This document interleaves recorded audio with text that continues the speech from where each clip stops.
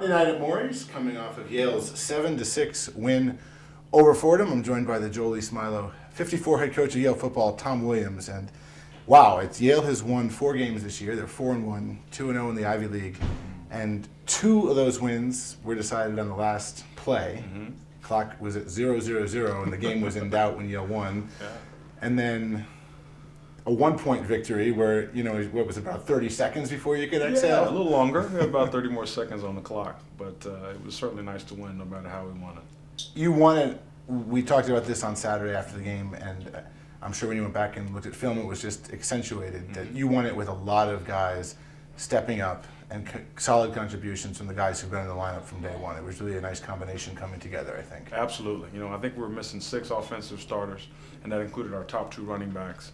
And for those guys to step up, and Brooke Hart obviously to have the performance that he had at quarterback, I think it speaks to the character and the depth of our football team. The guys took themselves seriously. They practiced, they prepared to win, and when their team needed them to step up and make plays, they did that. You mentioned Brooke Hart. He took the spring off from football with your blessing to join the Yale baseball team.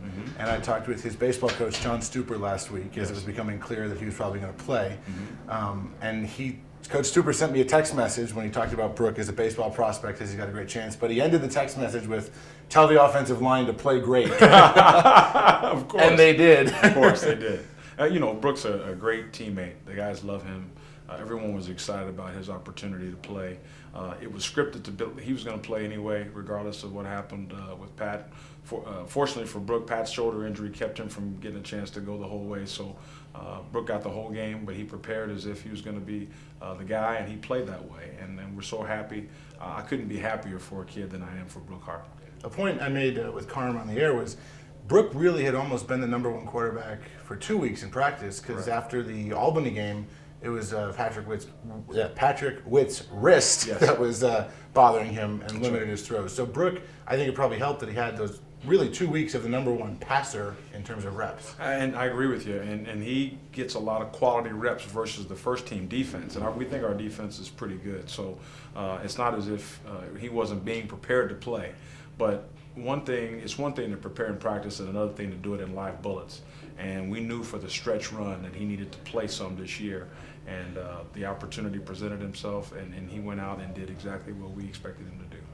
Other guys who played well, you run a defense that has a lot of substitutions anyway built into it. And I think the way Fordham hurries up, maybe there were some more, and they do a lot of 4 or 5 wideouts. So there were a lot of nickel packages in. You really saw, I think, a lot of secondary guys come in on the defense too. We did. We played some nickel and some dime personnel to get a lot more fresh secondary guys in there because we were running deep routes. They were running deep routes, so guys would run 2 or 3 of those in a row, and we wanted to keep them fresh.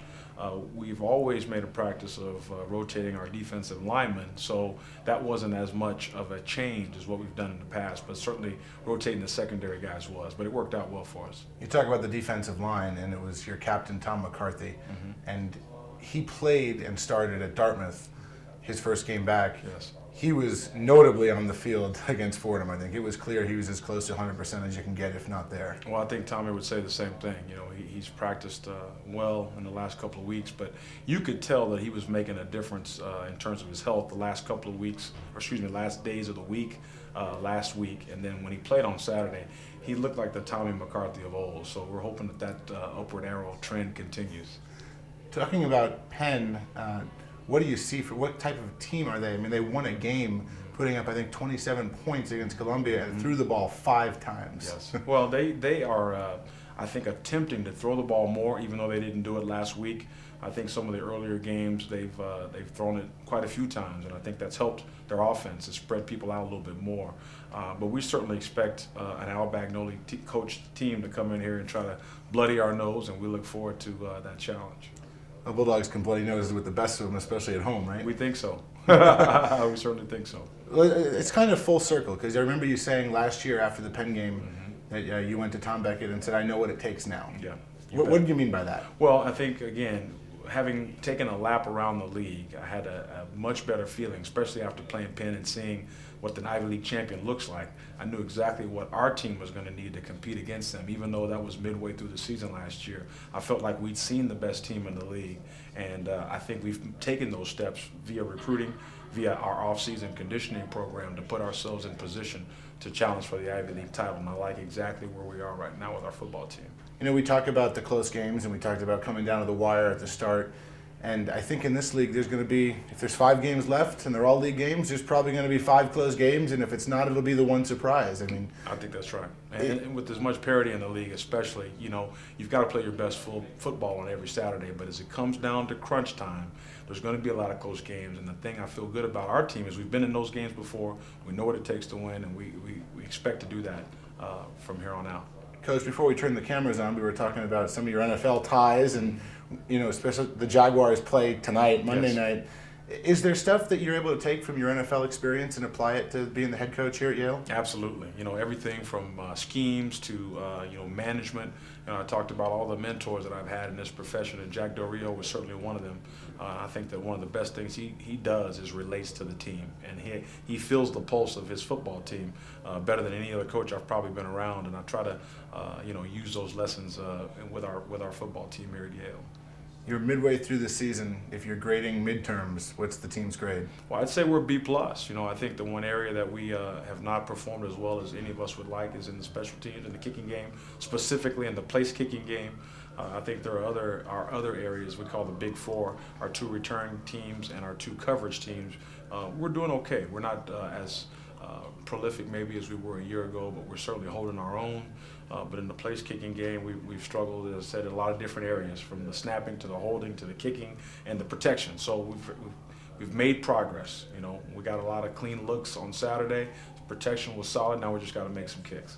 I think special teams clearly has made progress. You look at Dooley's block certainly is one of them, and I would think that has to be a big momentum swing for the special teams practice. To see that make such a huge moment for a positive swing in the game has to just feel good for everyone, because it has been something you've worked on so hard in practice. Absolutely. You know, our field goal block team, our defense gets a lot of live rushes now against our protection team, so that helped, and Dooley mentioned that at the press conference after the game. But you know, we also had a nice punt return that was mitigated by a penalty, but it was a nice return. Good to see Gio unleashed a little bit.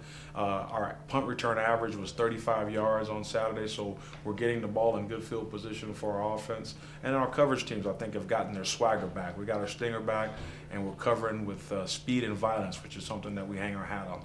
One of the other things you guys always stress at practice, it's interesting, you know, to watch practice and see the techniques of playing the game. Mm-hmm. 2 weeks ago at Dartmouth, Chris Stanley stealing the ball. That was not a fumble from Nick Schwieger. He stole the ball from him, which is taught. And then, you know, Dunham and Money both with interceptions on Saturday. And a lot of times turnovers can absolutely be the key. I mean, those turnovers happen in Yale territory. The other team's driving, and it just changes momentum. Absolutely. The single most important statistic as it relates to winning and losing is the turnover battle, turnover ratio. And we talk about that, as you noticed in practice, as creating takeaways. We don't wait for the offense to give us the ball. We want to take it away. And what you've experienced and what you witnessed at Dartmouth and on Saturday is exactly that. Our guys took the ball away when their offender had the ball. The defender came in and took it away, and that's something that we preach. All right, well, thanks, Coach. Best of luck against Penn. 2-0 teams in the Ivy League doing battle at the Yale Bowl. Can't wait to play. Excited for it. All right, that's Tom Williams.